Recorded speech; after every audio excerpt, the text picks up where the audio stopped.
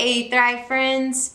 The key passage for us tonight in dealing with God's will and His sovereignty in wake of suffering and hardship is this. Romans 8:28. And we know that God causes everything to work together for the good of those who love God and who are called according to His purpose for them.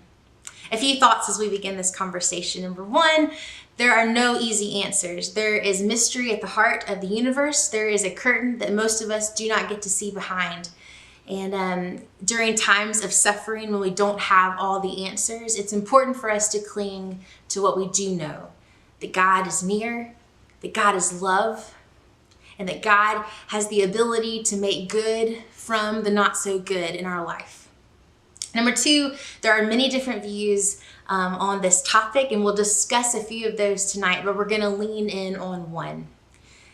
Number three, I can't say all that there is to say within this space on this topic. So if you want to talk further, I would welcome a conversation as well as point you towards resources that can help you to continue to grow in this area. And number four, at the heart of this message is an invitation to trust.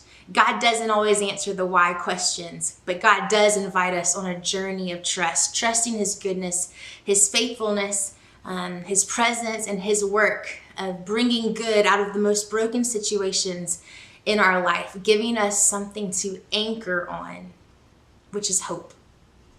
So, how do we understand God's will and sovereignty within suffering and hardship? First, we need to understand what sovereignty means. Sovereignty is a word that we use to describe God as all-powerful, the realm in which God rules and reigns and has ultimate authority. Throughout Christian history, especially in the last 500 years, all kinds of debates and divisions have happened within Christian tradition based on disputes about God's sovereignty. Prior to the Reformation, when people talked about the will of God, they were speaking of God's moral intention of the universe. For example, God's will was for men and women to have dominion over the earth, working together and caring for it with one another. But after the Reformation, people began talking about God's will as God's control over the universe, which is a much different idea. All this to say that the fundamental biblical portrait of God's sovereignty is complex. You see, everybody believes that God is sovereign, but not everyone believes what God's sovereignty means. So I'm going to give you 3 examples of theories about God's sovereignty that are broad and in no way cover all the opinions and beliefs, but it will paint a picture for us. And the first is this. It's called the Shakespeare theory, which sees God as the author of the script. So much so that it's pre-written, that God predetermined it. He's the ultimate cause of every single thing that happens. Put another way, everything that happens is God's will. The basic idea behind this theory is meticulous providence, meaning that God's sovereignty means that He's in control of every single detail of the universe, the good and the not good, and that it has been written before anything existed. The second theory is called the chess player theory, where God is like the ultimate chess player and He has designed His ultimate opponent, so to speak. He's more wise and can work through any cause-effect chain, but He doesn't necessarily know what the next move will be. He's waiting for His partner, His opponent, to respond. And the third view is this. It's called the ship theory. It views God like God made the ship, and the ship is going where God purposes it to go. But aboard the ship is the crew, and how the ship exactly gets to where it's going depends on the partnership between the captain and the crew. And God's given His crew enormous amounts of freedom to participate in how the ship gets to the destination. Tonight, we're going to focus on the ship theory. The ship theory view of sovereignty sees God as someone who delegates authority. We see this happen within the creation story on the first page in Genesis when God delegates authority to His creatures to rule and to reign and have dominion over the earth. God creates a partnership revealing that His love for sharing. He wants His rule to be expressed through a family of partners with the end goal being a community of wills that become one. So in a way, God limits his power by sharing it, surrendering his creation to other wills that may not do things the way that he would want them done. And that's what creates the plot conflict of the whole Bible story. You see, God is no less sovereign in a world where he chooses to grant his creatures freedom than he is in a world where he meticulously determines everything. And though he grants freedom, he still accomplishes his purposes working through our freedom, our good and our bad decisions. So how do we understand God's will and his sovereignty in the wake of suffering? First, understanding God's will and his ways must first be anchored in understanding who God is and his character. When God reveals who he is to Moses in Exodus chapter 34, verses 6 through 7, this is how he describes himself. Yahweh, Yahweh, compassionate and gracious, slow to anger, overflowing with loyal love and faithfulness. At the core of our faith, we believe that God is who he says he is, that he is compassionate and gracious and slow to anger. He overflows with loyal love and faithfulness. The name God gives to himself is a deep reflection of who he is at the heart of himself. If we lack understanding of who God is and his character, then we may cling to false views of God and his will and his ways, especially during hardship. Our culture has created some cliche sayings about God's will and his ways that we often hear within tragedy and hardship that are meant with good intentions, but often bring more harm than they do good. Sayings like, everything happens for a reason. God is in control. Lord willing, or if the Lord wills it, it must have been their time. God won't give you more than you can handle. I think this is our culture's way of grasping understanding about God within our pain, because if there's a bigger purpose behind the hardship or the suffering, then we can find a deeper meaning, right? Like, hopefully the deeper meaning will bring some kind of peace. But here's what happens when we apply some of these cliche sayings onto real, deep, hard suffering. Everything happens for a reason. But my friend was in a car accident that left them with severe brain injury. You're saying that God had that happen for a reason? God is in control. But my friend was sexually assaulted on campus. God is in control of that. God predetermines everything. But my brother was born with severe disabilities. God predetermined that. It was just her time. But my sister had no preconceived conditions, yet passed away from COVID. And you're saying that was God's time for her? Lord willing, the scan will come back clear. But it didn't. So did the Lord will that? Do you hear the tension within these phrases in the wake of suffering? When we try to give an answer to the why question, we often create some not so good theology.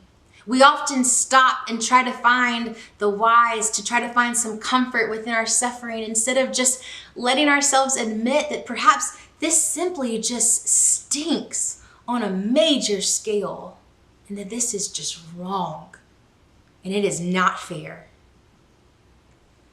Our pain does not have a predetermined purpose.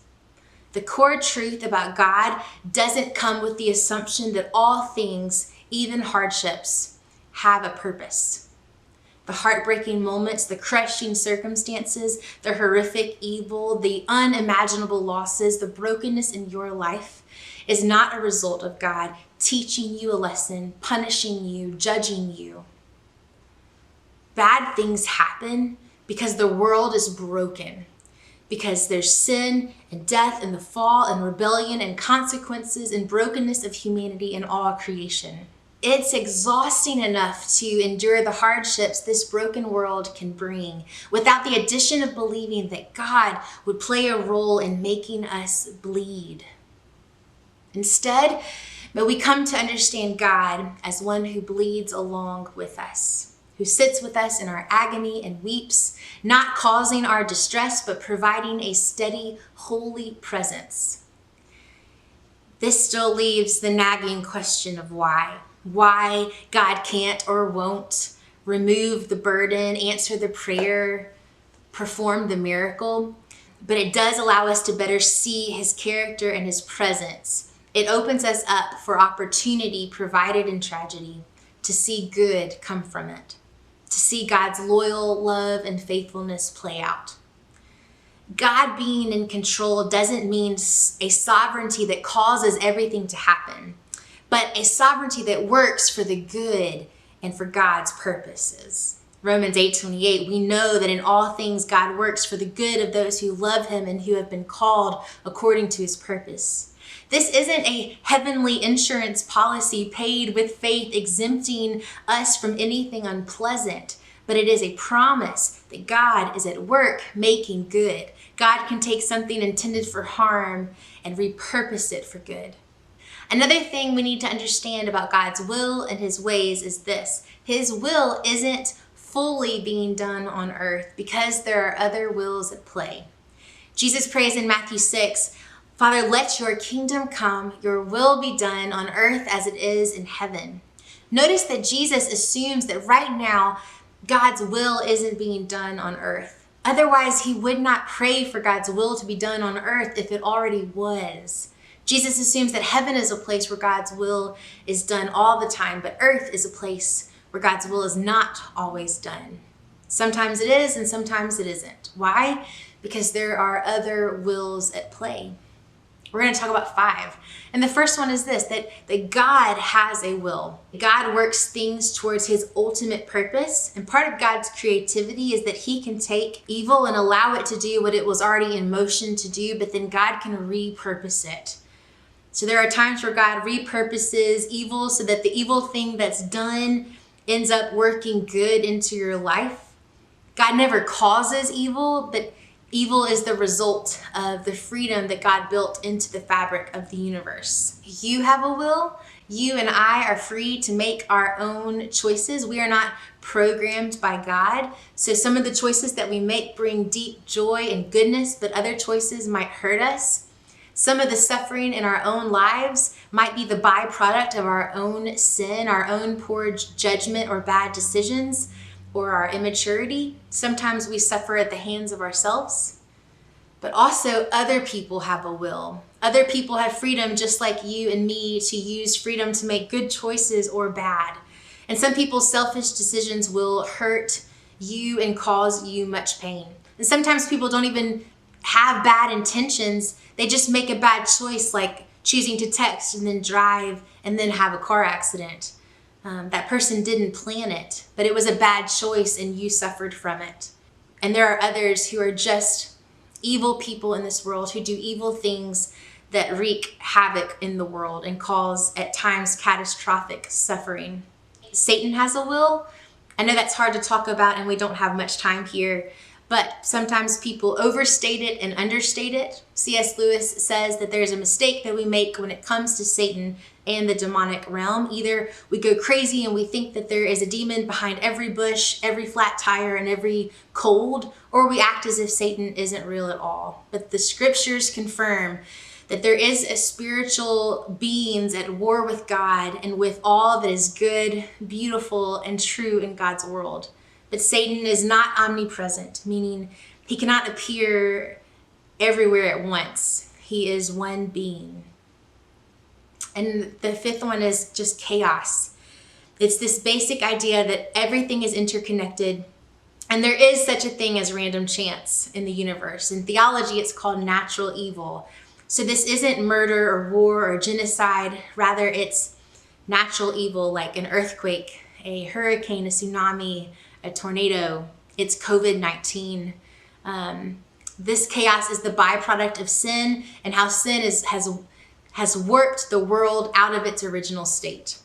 So when you run an event through this lens, you have to factor in all 5 of these wills.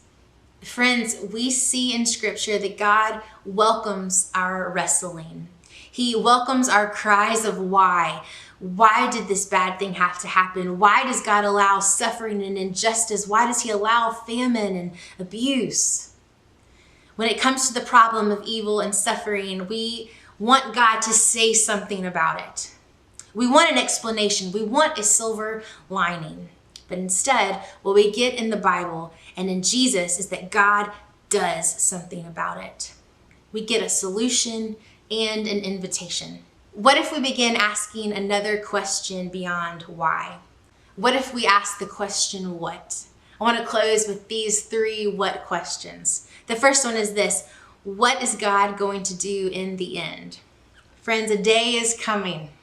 A day is coming when God puts out the fire of evil, racism, abuse, death, misogyny, injustice, betrayal, loss, and everything in between. And it's finally and fully gone forever.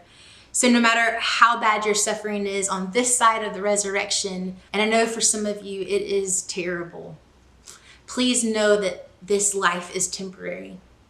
That doesn't take the pain away, but it does bring hope. The second question is this: what is God going to do through this in the meantime?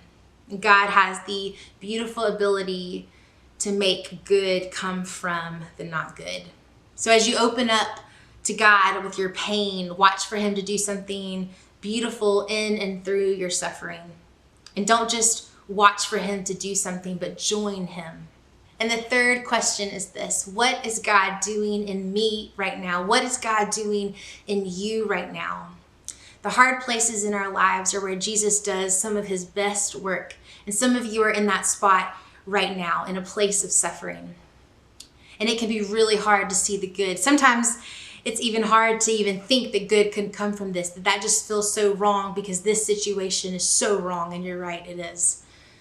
But good can come, and part of that good is recognizing God's presence there with you amidst your pain and in your suffering. Through Jesus, we see his grief, and we see that God is a God who comes near and he grieves with us. As soon as you have the strength to do so, ask the question: God, what are you doing in me within this mess, within this brokenness, within this suffering? And we know that God causes everything to work together for the good of those who love God and are called according to his purposes for them. This passage is about a promise of God's work of creating good, which brings us hope. God doesn't cause the pain so that he can bring the good, but he brings the good out of the pain. This hope is not wishful thinking. It's the declarative, definitive expectation of coming good based on the character of God. Our hope is not that nothing bad will ever happen to us. Jesus says, in this world, you will face tribulation. Our hope also isn't that everything that happens to us is the will of God. Our hope is that no matter what happens, Jesus is back from the dead and his kingdom is here and is coming. And no matter what you face, whether your life is easy or hard, whether your dreams come true or they don't, no matter what it is, God is with you and you are not alone. He knows suffering better than anybody.